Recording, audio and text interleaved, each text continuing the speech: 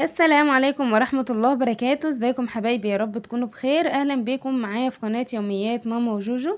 اللهم صلي وسلم وزد وبارك عليك يا حبيبي يا رسول الله. بصوا يا بنات، انا بصراحة جايلكم ووشي في الارض منكم ان انا بقالي فترة ما نزلتش معاكم فيديوهات. بس بصراحة يعني كان غصب عني، كانت حاجة لا ارادية كده. عاوزة اقول لكم ان انا مع مصورة كام فيديو بس. آه جالي فترة كده مش عارفة اشتغل او مش عارفة انزل معاكم فيديوهات، او مش جايلي نفسي اعمل اي حاجة خالص. بس الحمد لله، يعني ادعولي كده ربنا يصلح لي الحال ولكم المثل، اللهم امين. يصلح حالي واحوالكم اجمعين يا رب. النهاردة بقى عاملين روتين مع بعض بإذن الله. بس الروتين هو قوي شوية، وكمان الروتين كان متصور بقاله فترة. فقلت بقى ايه، ابدأ كده من القديم للجديد، يعني انزل معاكم كل حاجة بوقتها. اول حاجة كده الروتين بتاعي كان عبارة ان انا قمت الصبح، يعني بعد بقى ايه كنت صاحية اليوم ده بدري. اتوضيت وصليت كده، وبعد كده جبت المصحف. اقرأ كده الورد اليومي بتاعي، يعني ربنا يثبتني ويثبتكم على حاجة زي دي، لان بصراحة الايام اللي احنا فيها دي الله المستعان بيها علينا وعلى ولادنا يا رب، اللهم امين. بعد كده بقى كان اليوم ده كان السوق، نزلت بقى جبت كل الحاجات اللي كانت ناقصاني. ورجعت بقى اشوف بقى المطبخ، يعني عاوز يتظبط، اشوف إيه اللي انا هعمله فيه يعني. بدأت كده الاول بتنظيف الرخامة، ان انا يعني اي حاجة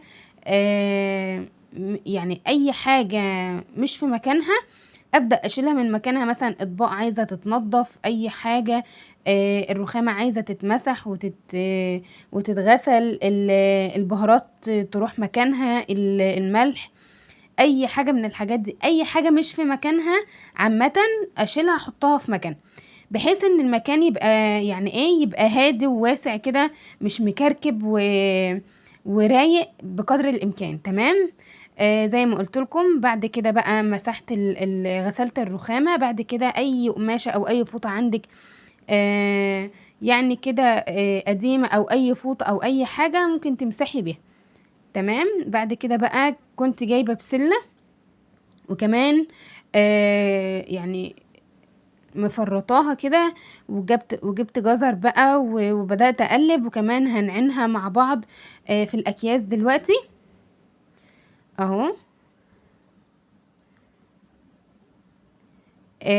في ناس بتحب الجزر بتاع البسلة بيبقى كتير، وفي ناس بتحبه قليل. انا بصراحة يعني ايه كده مظبوط بالنسبة لي، ان هو ولا هو كتير ولا هو قليل. بعد كده بقى بوريكم هنا احجام الاكياس. معايا اكياس كبيرة، ومعايا اكياس اللي هي الرفيعة دي، مش رفيعة قوي، مش بتاع الصلصة، لا بتاعت التخزين. بس في اكياس بتاخد 2 كيلو، اكياس بتاخد كيلو، اكياس بتاخد نص.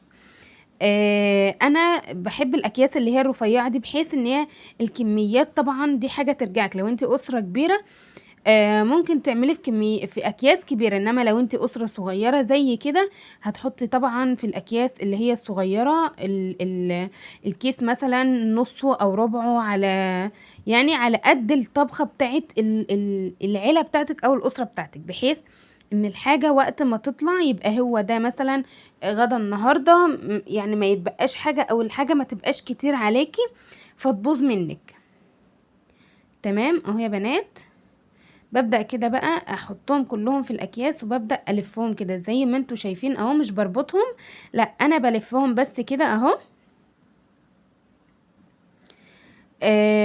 بيدي شكل حلو يعني في التخزين. كمان لو عندك علب بلاستيك، اللي هي العلب الباغة، اللي هي البلاستيك الشفافة دي، اللي زي مثلا بتجيبي منها حاجة من السوبر ماركت او كده، بتتباع برضو لوحدها عند اي حد بقى بتاع الاكياس، او الالومنيوم، ورق الالومنيوم او الحاجات دي.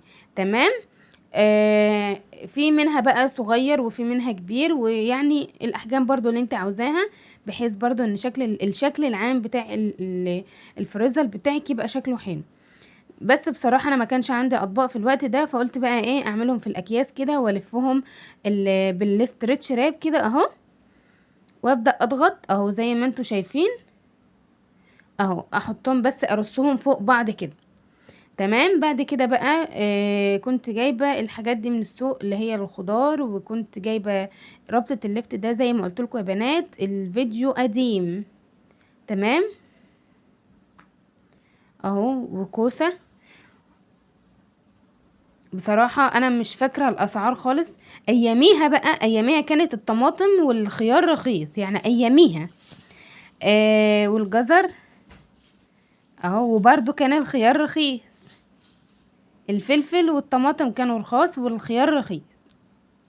دلوقتي بقى الله المستعان، جبت بقى البوكس بتاع الفاكهة ده. اي فاكهة مش بتتحط عندي في التلاجة يعني، زي الاناناس، برتقان، موز، اي حاجة مخصصة ليها السبت ده بحطها كده، وبحط تحتها فوطة ويعني وببدأ كده ارصها في السبت واحطها كده في ضلفة من المطبخ، بحيث ان الولاد اي حاجة عاوزينها يدخلوا يجيبوها على طول ويدخلوه تاني. تمام. بعد كده بقى الورق بتاع اللفت انا هعمل النهارده المخلل. هشيل الورق بتاعه ده كده، هحشيه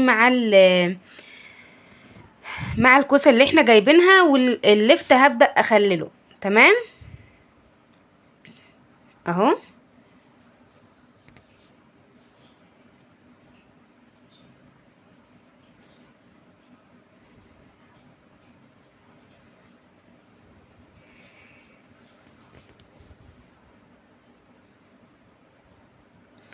اهو يا بنات كده ببدأ بس اشيل الورق الصفراء، الورقة اللي هي العريضة. باخدها للمحشي. الورقة الرفيعة لا كده يعني، يعني بحاول بقدر الامكان ان الورقة اللي هتنفعني هي اللي هاخدها. تمام. خلاص يا بنات كده خلصت بقى. ببدأ برضو في الوقت ده انضف اي خضار معايا، بحيث ان انا اعينه في التلاجة متنضف، وقت ما اجي اطلعه بس اطلعه اغسله واحطه على الاكل يبقى جاهز على طول. آه، طيب بعينه ازاي في التلاجة، او يعني بحتفظ بيه ازاي في التلاجة؟ اي قماشة قطن عندك او اي فوطة قطن عندك لونها بهت، لونها غير، او حتى ممكن تجيبي اللي هي القماش بتاع الفوط بتاعة المطبخ. لو عندك فوطة بتاعة مطبخ كبيرة ممكن تلفي فيها الخضار كده وتحطيه في التلاجة. بعد كده بقى يا بنات، بعد ما خلصت الشغل بتاعي في المطبخ، بدأت بقى اعمل الفطار. قشرت بطاطس كده، وكمان يعني قطعتها بحيث ان انا اقليها، وكمان كنت جايبة طعمية دي انا عاملاها في البيت. بس بصراحة جميلة جدا. حطيت عليها بقى الكربونات بتاعها وبالمضرب كده، وحطيت عليها نقطة مية صغيرة، وبالمضرب بقى كده بدأت ايه اول معلقة اضرب فيها بحيث ان هي يبقى فيها فوم عالي كده آه لحد ما لونها افتحي معايا. بعد كده بقى بدأت بقى اشوف ايه اللي موجود يعني. قليت البطاطس بتاعتي، طلعت كمان طبق مربى، طلعت كمان طبق حلاوة طحينية. طبعا الفطار، وجبة الفطار هي الوجبة المهمة الأساسية اللي الولاد يعني ايه الولاد بيستفادوا منها كل الإفادة. كمان كده عملت كوبايتين شاي بالنعناع. حطيت كده، كنت زارعة في الوقت ده برضو النعناع في البلكونة عندي كده، بس نشف يعني، نشفته بقى وعينته ناشف كده. بس بإذن الله هعمل معاكم فيديو تاني وهنزرع النعناع مع بعض اهو. وكده بقى يكون الفطار بتاعي جاهز كده. قعدنا بقى فطرنا. بعد ما فطرت قمت بقى دخلت المطبخ تاني. كان عندي بقى شوية اطباق زي ما قلت لكم في اول الفيديو. الاطباق اللي كانت في الحوض بقى بدأت بقى ايه اجيبها كده واغسلها. اشطفها الاول. بحب بصوا اشطف الاطباق او الحلل بتاعتي ان انا اشطفها، حتى لو بسبونشة بس كده انزل منها اي حاجة، اي دهون، اي حاجة. وبعد كده بقى ايه ابدأ اغسلهم تاني بالسلكة والصابون والحاجات دي.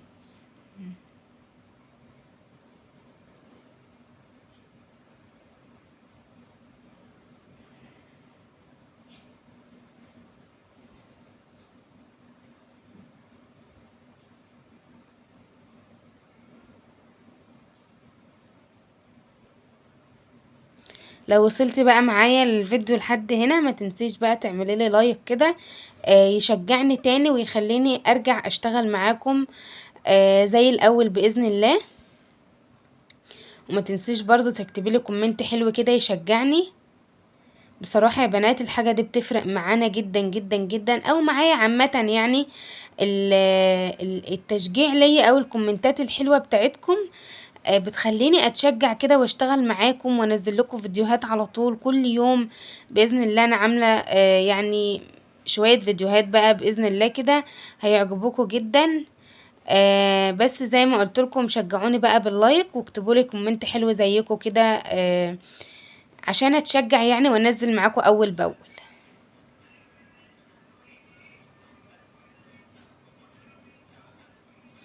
بعد كده بقى هندخل نعمل الغدا مع بعض. دخلت بقى كده اعمل اول حاجة هعملها معاكم المحشي. حطيت بقى البصل بتاعي على النار كده بحيث ان هو يدبل بس. انا بحب البصل بتاع المحشي دبلان، مش متحمر، لا انا عايزاه دبلان بس. بعد كده هنزل عليه بالطماطم.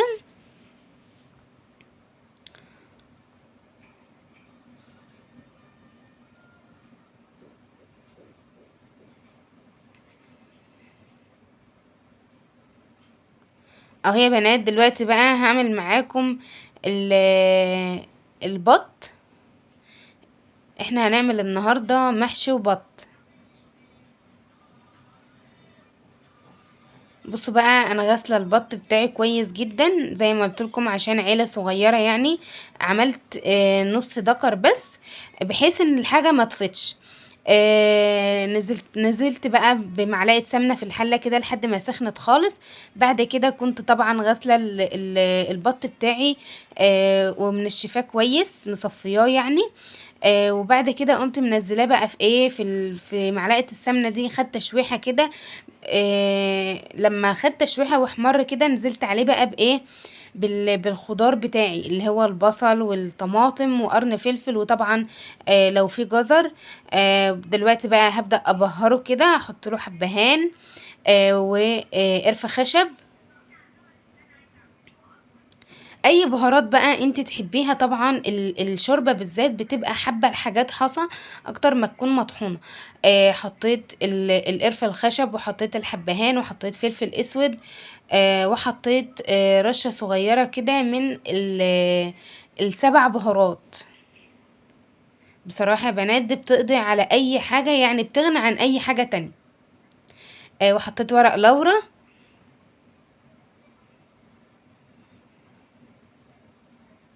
وطبعا بهرت الصلصة بتاعتي، حطيت لها كزبرة وكمون من كل حاجة كده رشة صغيرة. وحطيت لها كمان نص معلقة صغيرة كده من النعناع. بصراحة بيفرق في المحشي جدا. حطيت لها برضو زي ما قلت لكم كزبرة كمون فلفل اسود شطة. معلقة صغيرة كده من السبع بهارات. و حطيت لها برضو يعني وحدتين كده او 3 حبهان بحيث ان هو بس ياخد الريحه. انا حطيتهم مقفولين زي ما هما بحيث ان انا لو عوزت اشيلهم مقفولين زي ما هم. بعد كده بقى زودت البط بتاعي يعني، حطيت له بقى المرقه اللي هي المرقه بتاعته. حطيت له ميه مغليه بحيث ان هي تسرع برضو السوا بتاعه. وكمان انا بحب ازوده اي شوربه عندي او اي حاجه بحب ازودها الميه بتاعتها تبقى سخنه. تمام. بعد كده بقى نزلت بمعلقة من صلصة الفلفل كبيرة كده على الصلصة بتاعت على التسبيكة بتاعت المحشي عشان تديلها حمار كده، وبصراحة بتديلها طعم حلو برضو. اهو كده خلاص دخلت يعني خلاص بقى استوت خالص وكانت اتسبكت معايا. نزلت عليها بمعلقة كده من الثوم المفروم.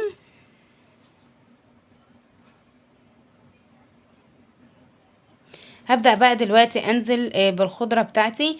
طبعا حزمت بقى كده شبت وكزبرة يعني ايه ما شاء الله. برضو الايام دي الشبت والكزبرة عادت حاجة صعبة صعبة، الله المستعان.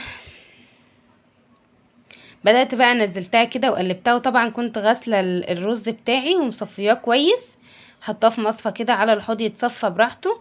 وهبدأ بقى ايه انزل الرز، مش هنزل بيه مرة واحدة، لا انا هنزل واحدة واحدة، بحيث ان انا انزل كمية الرز على قد الحمار بتاع الصلصة. شفتوا اهو انا بتكلم اهو، ان انا بحب الرز بتاع المحشي احمر، يعني بحبه احمر احمر. اهو يا بنات، قلبته كده وخلاص، نزلت كل كمية الرز اللي معايا. ودلوقتي بقى هبدأ اقعد احشي كده اهو. معايا الورق برضو نزلته في مية مغلية كده وطلعته على طول. هبدأ بقى اعمل الكوسة في الصينية، يعني ببدأ كده افرش الصينية اللي معانا، بفرشها بقى كوسة وفلفل وطماطم وبصل وبطاطس، اي خضار عندك عايزة تحطيه تفرشيه تحتها زي فرشة كده حطيه. بصراحة الحاجات دي بيبقى ليها طعم، وكمان لما بتيجي تاكليها كده بتبقى واخدة البهاريز بتاع المحشي كلها وبتاعة الشوربة او المرقة كلها، بيبقى طعمها جميل.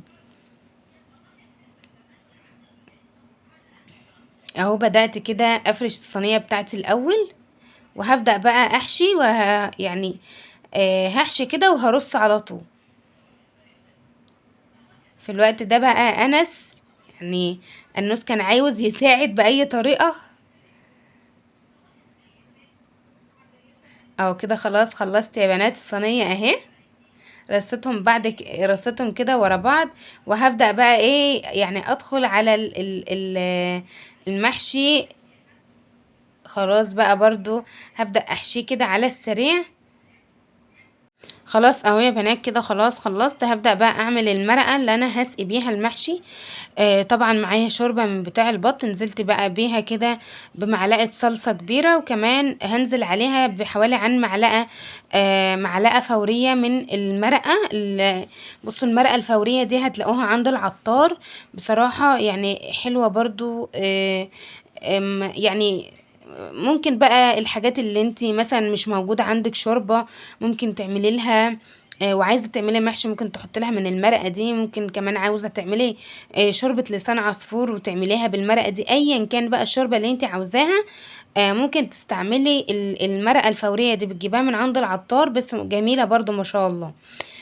حطيت كمان على الشوربة بتاعتي معلقة كبيرة كده من السمنة، بحيث ان هي تلمع معايا المحشي مع مع الزيوت اللي في الشوربة اساسا. تمام. اهو ببدأ كده اسقي المحشي بتاعي اهو يا بنات. القعد بتاع المحشي بيبقى لحد نص الكوسة كده. دي اللي هي الكوسة اللي في صينية، بتحطي بس ايه الشوربة بتاعتك لحد نص الكوساية كده. بعد كده بقى هبدأ بقى احط القعد بتاع المحشي، الورق اللفت اللي معايا ده، وهحطهم على النار هما الاتنين على السريع. بس الاول بحب ارش فوق وشهم كده رشه من المرقه اللي انا قلت لكم عليها، جايباها من عند العطار، ديت لو عند العطار متوفره في كل الاماكن.